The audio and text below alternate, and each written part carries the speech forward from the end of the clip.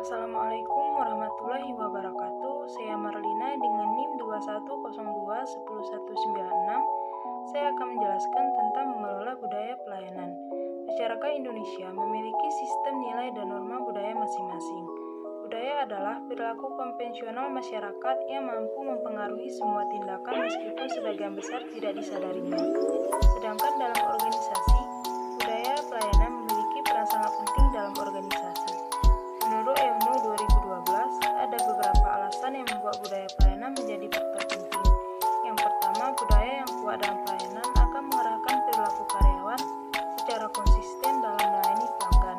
Kedua, budaya pelayanan merupakan persyaratan sukses untuk membangun organisasi yang berorientasi pada pelanggan. Ketiga, manajemen tidak mampu mengawasi semua karyawan sehingga budaya pelayanan diharapkan mampu mempengaruhi dan memastikan ketepatan perilaku karyawan dalam pelayanan. Pengertian budaya menurut para ahli. Menurut Taylor, budaya adalah suatu keseluruhan kompleks yang meliputi pengetahuan, kepercayaan, kesenian, moral, keilmuan, hukum, adat istiadat, dan kemampuan yang lain, serta kebiasaan yang didapat oleh manusia sebagai anggota masyarakat. Menurut Kointajana-Jaraningrat, pengertian budaya adalah keseluruhan perilaku dari manusia dan hasil yang diperoleh melalui proses belajar dan segalanya tersusun dalam kehidupan masyarakat. Fungsi budaya organisasi. Fungsi budaya organisasi atau birokrasi secara umum berfungsi sebagai sarana untuk mempersatukan kegiatan para anggota dalam suatu organisasi atau perusahaan. Budaya organisasi yang kuat akan berfungsi sebagai sistem aturan-aturan formal yang mengungkapkan bagaimana orang berperilaku dalam sebagian besar waktu mereka dan memungkinkan orang merasa lebih baik tentang apa yang mereka kerjakan sehingga mereka akan bekerja lebih keras. Fungsi budaya organisasi yang pertama meningkatkan rasa kepemilikan, kedua alat untuk mengorganisasi, ketiga meningkatkan kekuatan organisasi, keempat mengontrol perilaku, kelima mendorong kinerja anggota, yang keenam menentukan tujuan organisasi.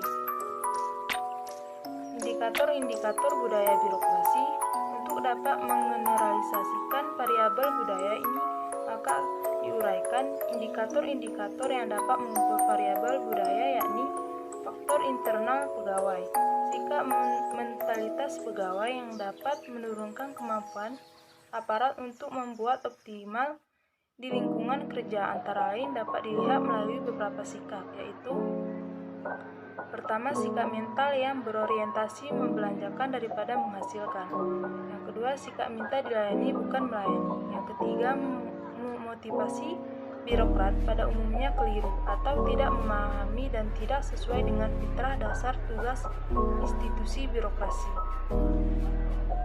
Faktor eksternal pegawai.